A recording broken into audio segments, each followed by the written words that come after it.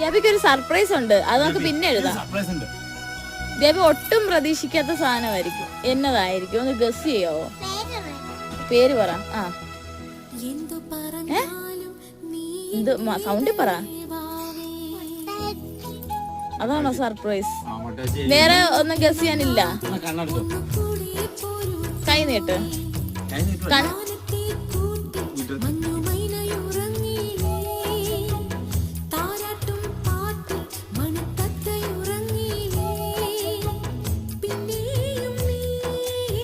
തുറക്കല്ലേ ദിയാപ്പി?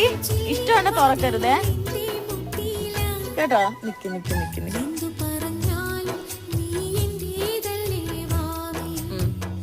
ഇനി നോക്കിക്കേ. ആ